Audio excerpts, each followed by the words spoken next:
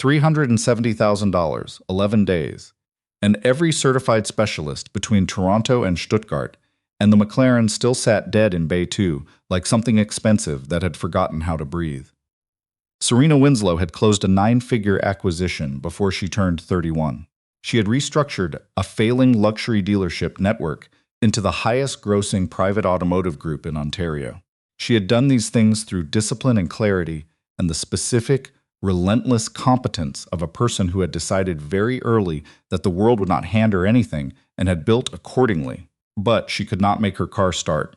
The McLaren Senna, one of 500 ever produced. A machine so precisely engineered that every surface existed for a reason, and every reason pointed toward a single idea. The elimination of everything unnecessary. She had bought it at auction in Montreal 18 months ago, and the purchase had been the most impulsive financial decision of her life. No strategic justification. No positioning rationale. She had seen the car under the auction lights, and something in her chest had simply said yes, and she had written the check before the analytical part of her brain could build a counterargument. It had embarrassed her slightly. She had bought it anyway. Now it sat under the fluorescent wash of Winslow Prestige, Motors' main service floor in Yorkville, engine cold, systems unresponsive, while Philip Renaud's team ran their 11th day of diagnostics and billed her at a rate that would have made a Bay Street lawyer uncomfortable. Renaud was the best. That was the problem. He was genuinely, verifiably, internationally the best. Former technical director for 2 Formula One programs. Certified by McLaren Woking, by Ferrari Maranello, by 3 separate European manufacturer programs whose names appeared in trade publications the way credentials appeared on hospital walls. He had flown in from Vancouver with 2 senior technicians, a rolling case of proprietary diagnostic equipment, and the composed authority of a man who had never met a problem his reputation could not solve. 11 days, $370,000. The car did not start. Serena was at her desk on the 3rd floor when Darren knocked. Darren Kim had been her operations director for 4 years. He understood her rhythms. He did not knock before 9:30 unless the news justified the interruption, and the fact that he was standing in her doorway at 8:50 with that particular expression told her everything before he opened his mouth. Renaud's team wants authorization for the hybrid battery module replacement, he said. Full unit. They're saying the diagnostics point to a cascading cell failure that's preventing the powertrain from initializing. She set down her pen. How much? $94,000. That puts the running total at $371. She looked at him. And the car still doesn't start. The car still doesn't start. Get Renaud up here, she said. Philip Renaud arrived 12 minutes later with the unhurried pace of a man who had calibrated his walking speed to communicate that he was not rattled by anything, least of all a client's frustration. He was 56, silver-haired, with hands that were clean in the way that hands were clean when the actual tool work had been delegated years ago. He explained the battery module theory for 9 minutes. The language was precise. The logic was internally consistent. The conclusion was reasonable enough that Serena, who had a mechanical engineering background from U of T, couldn't find an obvious flaw. Philip, she said when he finished. Do you know what's wrong with my car? The pause lasted 2 seconds. 2 seconds was a long time for a man whose daily rate was $42,000. We have very strong indicators, he said carefully, that the hybrid battery module is the primary failure point, and the replacement addresses, that's not a direct answer. It's the honest answer, he said, and something behind his eyes shifted. Something that looked, if she was reading it correctly, like the outer edge of a man running out of certainty. She authorized the replacement. She did not feel good about it. That evening, after the building had mostly cleared, Serena took the elevator down to the service floor. She didn't do this often. A CEO standing over a repair team was more impediment than asset, and she knew it. But it was 8:15 on a Thursday, and Toronto was doing what it did in late November, going dark early with that particular gray heaviness of a city bracing for winter. And she found herself standing in Bay 2 with her hands in the pockets of her coat, looking at a car she loved and could not fix. She ran her fingers along the carbon fiber door sill. The car smelled the way it always did, machined metal and synthetic compounds and something she had never been able to name. Something that was maybe just the smell of engineered precision sitting very still. She heard footsteps on the polished concrete and turned. It was Rena Okafor, one of the junior technicians. 25 sharp, had been with the company 14 months. Still in her work shirt. "Sorry," Rena said, pulling up short. "Didn't realize anyone was still here. Just forgot my badge." "You've been around this job," Serena said. "Some of it. What do you think?" Rena was quiet for a moment, calculating the professional risk of having an opinion that contradicted a man whose daily rate exceeded her annual salary. "I think whatever it is, it's small," Rena said slowly. "Every major system checks out. The car is structurally perfect. But something is stopping the startup sequence from completing." She paused. "It reminds me of an issue I saw on a much simpler car, an old Civic that kept dying. Took us weeks. Turned out to be a corroded sensor wire thinner than a paperclip." "You mentioned this to Renaud?" Rena's expression answered for her. "He said the system's architecture of a McLaren Senna is not comparable to a Honda Civic. He's not wrong." "No," Rena agreed. "He's not. Go home, Rena. Get some rest." Rena left. Serena stood there alone for another 10 minutes, listening to the building settle into its overnight quiet, and thought about $371,000 in 11 days, and a car that refused to explain itself. The 12th morning arrived without ceremony. Serena was in her office by 7, coffee going cold beside a contract she wasn't reading, when her desk phone rang. "Miss Winslow," the front desk said, "there's a situation at the loading bay." "What kind of situation?" "A parts delivery came in. The driver says he has a shipping manifest for Winslow Prestige, but the order numbers don't match our system." And he saw the McLaren through the bay doors and started asking questions. "And now Mr. Renaud is Miss Winslow. Mr. Renaud is quite upset." "Don't let anyone leave," Serena said. "I'm coming down." She heard Renaud's voice before she reached the service floor. The particular resonance of a man whose authority was being questioned and who had decided volume was the appropriate response. She pushed through the stairwell door and took in the scene in about 3 seconds. Philip Renaud, arms folded, face flushed, speaking at a man in a faded gray canvas jacket who was holding a paper manifest and listening with the patience of someone who had been dismissed before and was not particularly bothered by it. The man was maybe 37 or 38. Medium height, lean in the way that came from physical work, not a gym. Dark hair that could have used a trim. His jacket had a small stitched logo on the chest. Brannigan something. The lettering too small to read from across the room. His boots had been resoled at least once. He was not looking at Renaud. He was looking at the McLaren. Specifically at the rear section, at the cooling system housing, and the visible portion of the powertrain assembly, with the focused, unhurried attention of someone running a calculation in their head. "Don't care what you think you noticed," Renaud was saying, "because I am telling you we have run every standard and non-standard diagnostic protocol on that vehicle, and the suggestion that a coolant bypass valve could have been overlooked by." "I didn't say overlooked," the man said without looking away from the car. His voice was calm. Ontario accent, the kind that had some quiet northern flatness to it. "I said it might not register on standard diagnostics. There is no coolant bypass configuration on a Senna that would escape. There is on this production run." Renaud stopped. The room went quiet. Serena stepped forward. "Who are you?" The man looked away from the car. His eyes found hers, direct, brown, attentive in the way of someone used to reading situations quickly. "Joel Brannigan. I run a shop up in Elora. I had a parts shipment that was supposed to go to your Bloor Street location. GPS brought me here instead." He looked at his manifest. "Wrong address. Sorry about the confusion." "You said this production run," Serena said. "What do you know about this production run?" Renaud made a dismissive sound. "Miss Winslow, I strongly advise—" "Philip," she said, quietly. Without heat, he stopped. She looked at Joel. "Answer the question." Joel Brannigan looked at the car for a moment, then back at her. "This is a Senna," he said. "Which build series?" "Series 3, Rena said from the edge of the group. Something shifted in Joel's expression. A small recognition. "Series 3, that's the 2019 late-run production window. There's a secondary coolant bypass valve in those cars that isn't in the standard McLaren service documentation. It was a late engineering change to address a thermal management issue in the hybrid system that showed up during cold weather validation testing. The modification was documented internally, but never made it into the external service manuals before the production run closed out." The floor was silent. "There's a bypass valve behind the coolant reservoir," Joel continued, "on the right side of the powertrain bay. It runs a secondary loop that regulates coolant temperature to the hybrid battery during cold startup. In normal operating conditions, it doesn't matter if the valve develops a minor obstruction. The primary system handles thermal management fine. But in cold conditions, Canadian cold, sustained November cold, the valve can't maintain the secondary thermal loop. The battery temperature drops below the initialization threshold, and the powertrain control module reads it as a thermal safety fault. So the startup sequence begins but doesn't complete. He paused. Your diagnostics probably showed the primary coolant system at normal function.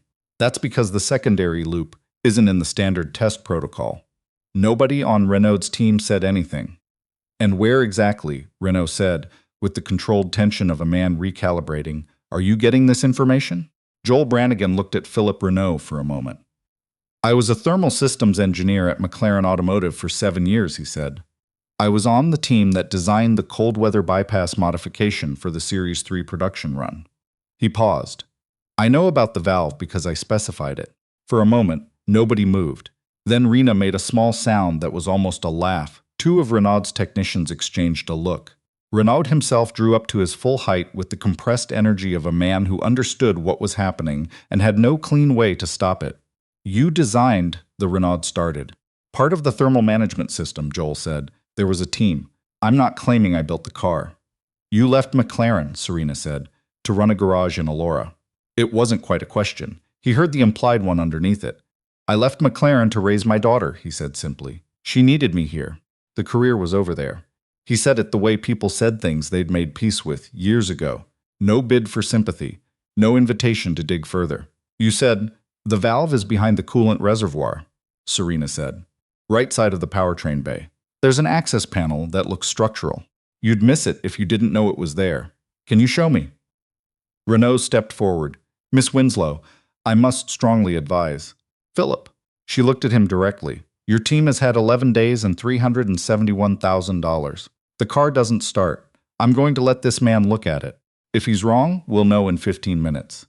If he's right, she left it unfinished. What do you need? She asked Joel. He thought. Flashlight. Thermal scanner, if you've got one. And a basic metric socket set. Rena went immediately to get them. He worked quietly. That was the first thing Serena noticed. Renault's team had filled 11 days with the audible business of expertise. Equipment hum. Laptop keyboards. The low murmur of specialist to specialist conference. Joel made almost no sound. He lay down on the service floor on his back and ran the flashlight into the rear section of the powertrain bay. For 30 seconds, nothing but controlled breathing and light movement. There it is. Rena crouched beside him. The access panel? Yeah. Socket. She passed it down. A small composite panel came loose. Joel handed it out without looking and Rena caught it. The thermal scanner came next. Joel reading surface temperatures across a component that nobody else in the building had known existed. He slid out, sat up, and turned the scanner so Serena could see the readout. The valve housing is at 11 degrees, he said. At this ambient temperature, it should be tracking with the primary system at around 20. The valve is partially obstructed, not enough to flag in warm conditions, but in sustained cold, it can't regulate the secondary thermal loop. Battery temperature drops below the initialization threshold. Powertrain reads it as a safety fault and kills the startup sequence. He stood up, brushed the floor grit off his jacket. Can I get some compressed air and a valve cleaning kit? Whatever you have for small bore components. 3 minutes. That was how long it took. He cleared the obstruction, rescanned the valve housing, which now read a temperature that was tracking correctly, and reassembled the access panel. He stood and looked at Serena. The repair is temporary, he said. The valve has micro deposits in the bore that cleaning won't fully address. It'll obstruct again in cold conditions. You need the factory replacement valve assembly. I'd call McLaren Toronto. If they don't have it, it comes from Woking, which is probably 10 to 12 business days. Can the car run in the meantime? In warm conditions, yes. I wouldn't cold start it below -5. And even then, he paused. I wouldn't, she looked at Rena. Start it. Rena moved to the driver's door, slid in, pressed the brake, reached for the ignition. The McLaren Senna's twin-turbo V8 came to life with a sound that was less noise than physical event. A contained, organized detonation that filled Bay 2 completely and settled into a steady, brutal idle that Serena felt in her sternum and her back teeth the same way she felt it every time, and she'd owned the car for 18 months. $371,000. 11 days. The world's most credentialed specialists. And a man from Elora who'd followed his GPS to the wrong address had fixed it in under 10 minutes with a flashlight, a thermal scanner, a socket wrench, and compressed air. Nobody applauded. People just stood there, looking at a running car that had been silent for 11 days. And the silence of the room against the sound of the engine was the loudest thing in the building. Renault left within the hour. There was a conversation. Serena had it with him in the small meeting room off the service floor. She kept her voice level throughout. Renault was not a stupid man. Under the professional defensiveness, she could see him registering that what had happened was a legitimate failure, not of effort, of scope. He had brought the right tools for the wrong problem. He had been looking for catastrophic system failure, because catastrophic failures were what his credentials were built to find. "You couldn't have found it," she said, near the end. "Not without knowing it was there." "No," he admitted. "Probably not." After he left, Serena stood in the meeting room alone and tried to locate what she was feeling underneath the relief. She had trusted credentials over instinct. She had filtered by surface. A man in a canvas jacket who had driven to the wrong building had been dismissed before she'd ever laid eyes on him. She walked back out to the service floor. Joel was at his truck, an old GMC Sierra, dark green, maybe 2016, with tool storage welded into the bed and a rear bumper that had seen better decades. "Mr. Brannigan," he turned. That same contained stillness, self-sufficient in a way that most people weren't or had forgotten how to be. "Miss Winslow, can I ask you something?" He waited. "When Renaud's team dismissed you this morning," she said, "how did you handle that?" He considered the question. "Everybody gets dismissed sometimes." It wasn't personal. It looked personal from where I was standing. Philippe Renaud is excellent at what he does. He just didn't know what he didn't know. The dismissal wasn't about me. It was about information. She looked at him for a moment. "I'd like to offer you a consulting contract," she said. "Temporary. For when the factory replacement valve arrives. I want someone who understands this specific car's thermal system to be here when the parts come in. What are you offering? Name a rate." Something like amusement crossed his face. "Brief. I charge $190 an hour for specialized consultation." "Done. The part will probably take 2 weeks. Call it 25 hours. I'll authorize 30. He nodded once and held out his hand. She shook it. His grip was firm and dry, and she noticed the roughness of his palm, the texture of hands that had been doing real physical work for years. She watched him pull out of the service bay. The old Sierra navigating the laneway with the careful steadiness of a man who did not rush. The factory parts took 14 days. Customs delay in Heathrow. Routing issue through Pearson. The valve assembly arrived on a Tuesday morning in McLaren's signature packaging. Joel pulled into the service entrance at 9:47. Same canvas jacket, a thermos in his hand. That same unhurried quality of movement. The repair took 3 hours and 40 minutes. Joel and Rena working through the replacement with focused, quiet efficiency. No drama, no conference calls to England. When Serena came down at 2 o'clock, the McLaren was running, confidently. The engine settled into its idle like a conversation that had been waiting to resume. "How'd it go?" she asked. "Clean installation," Joel said. He was writing notes by hand in a small notebook with a worn cover. Valve seated properly. Thermal loop confirmed across both bypass circuits. "I'd recommend a cold start test before you take it out below -10, just to verify the thermal regulation under real conditions. But the car is solid." He paused. Rena did excellent work. She sat down on the stool across the work table from him. This was not something she usually did. She didn't usually sit in service bays in the middle of the afternoon. "The shop in Elora," she said. "How long?" 7 years in September. You went from designing thermal systems for McLaren to running a general repair shop in a small town." He was quiet for a moment. "My wife died when my daughter was 2, he said. "Aneurysm. She went to sleep and she didn't wake up." He said it plainly, not flatly, with the specific quality of a man who had told the story enough times to have made peace with its facts without making peace with what the facts meant. Her name was Margot. She was a materials researcher, composites for high-performance applications. We met at a conference in Munich. He looked up from his notebook. Hazel needed a father who came home at the same time every day, who was there for the school stuff and the sick days and all the ordinary things that don't look like much until you're the only one responsible for them. So, I came back to Ontario. Built the shop. That was the right call. Do you miss it? The engineering work? He considered that honestly. Sometimes. When I see a car like this, a brief glance at the McLaren, there's a part of me that misses being inside that kind of problem. The complexity, the margins. He paused, but I don't miss the life around it, and you can't have one without the other. No, she said, you can't. How old is she? Your daughter. 7. His face did something different, something unguarded. 7 3/4.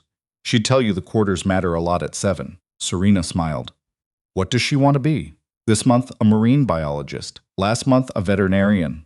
Before that, a pilot, which given my history with high-performance engineering, he almost smiled, made me laugh. She should let you get back, she said, standing. He looked at her. The car drives better than you think, he said. You should take it out. It's -3 outside. I said -5. You've got room. She drove the McLaren that evening. South on the DVP until the city thinned, then east on the 401, pushing the car to 190 on a clear stretch before easing off. The engine sounded like something alive and certain of itself. She thought about Joel Brannigan writing notes by hand in a worn notebook and saying, the quarters matter a lot at 7, with the kind of love that people usually hid better than that. She drove home with the heat on, and the windows cracked and felt, for the first time in a while, like something had been put right that she hadn't known was crooked. 3 days later, she called the shop in Elora. She had a reason ready. A question about cold start procedures. It was a real question, but she was also aware that it could have been emailed and she was calling instead. He answered on the 3rd ring. Brannigan's Auto. It's Serena Winslow. A beat. Hey, everything all right with the car? The car is fine. I had a question about cold start procedures. The forecast has it dropping to -20 next week. He gave her the advice. Garage above 10 degrees Celsius if possible. Start the car once a day and idle for 15 minutes during sustained cold to cycle the thermal systems. A pause. Neither of them said anything for a moment. How's the shop? She said. Busy. We had a Subaru come in yesterday with a head gasket issue that turned out to be something the owner attempted from a YouTube tutorial. I respect the initiative, but the outcome was not ideal. How bad? It'll drive again. Going to take me until Friday. That's either a very complicated head gasket or a very ambitious YouTube video. Both, he said. Definitely both. She smiled at her desk. Well, thank you for the cold start advice. Anytime, he said, and she caught something in the word. A slight weight it didn't usually carry. She closed her notepad and looked at what she'd written. Above 10 degrees Celsius, idle 15 minutes in cold snap, and a small unconscious underline under any time that she had drawn without thinking. She was, she thought, absolutely losing her mind. The weeks moved. November became December, and the cold came in the way Ontario cold always came. Not dramatic, just total. The city went gray and steady, and Serena followed Joel's advice about the garage and started the McLaren each morning and sat in the driver's seat and listened to the engine idle and thought about small obstructions in secondary systems and how the tiniest failure could stop the most powerful machine. Joel called on a Wednesday evening. His voice had something different in it. I was calling because I wanted to ask you something, he said, and asking at the shop felt, it didn't feel right to do it as a business thing. She said nothing. He continued. There's a place in Elora. A bakery, really. They do a specific cinnamon bun that my daughter considers the single greatest achievement of human civilization, and she has strong evidence. We go most Saturday mornings. He paused. I thought maybe you'd want to come. Is Hazel going to interrogate me? Almost certainly. She asks a lot of questions. Don't warn her off. I like people who ask questions. Saturday, 9 o'clock. The place is called Juniper. It's on Mill Street. There's a painted trout on the sign. You'll see it. Juniper Bakery was exactly what the name suggested. Warm-windowed, flower-dusted. The kind of place that had been feeding the same small town for 20 years. Joel was in a corner booth, and across from him was a small girl with dark curly hair and a ponytail, and a blue puffer jacket with a polar bear patch on the pocket, coloring with markers on a paper placemat and talking simultaneously. Hazel Brannigan looked up when Serena walked in. She had her father's eyes. Are you Serena? I am. Dad says you have a McLaren. Joel said Hazel with the tired patience of a man who had this battle regularly. That's okay, Serena said, sliding in. I do have a McLaren. Hazel considered this. Is it the fastest kind? One of them. How fast? About 340 kilometers per hour. Hazel's eyes went wide. Then she looked at her father. That's faster than a peregrine falcon in a dive. Different medium, Joel said. Falcon wins at altitude. Hazel accepted the defeat and returned to her coloring. The three of them sat in the warm booth while the morning went on outside. Hazel finished drawing a beluga whale and started a narwhal. The cinnamon buns arrived, and they were extraordinary, and the coffee was better than it had any right to be, and the conversation moved without performance. A little uneven.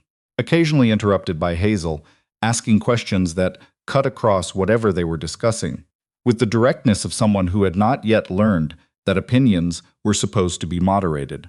The second Saturday happened, then the third.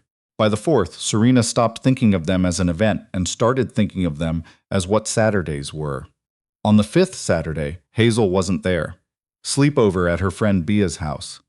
Without Hazel between them, the booth felt different, not uncomfortable, just differently proportioned. "Tell me about the engineering work," Serena said, "what it was actually like."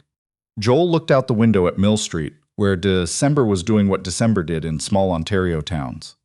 Snow on everything. Quiet. "It was the best intellectual work I've ever done," he said. "The problems were real. Zero tolerance for error. The margin where all the interesting questions lived was incredibly thin." He paused. "You'd spend 3 weeks on a problem and the solution would be something physically small but conceptually elegant. Nothing extra. Nothing wasted. The minimum intervention that solved the maximum problem. That's how you worked on the car," she said. "That's always how you should work.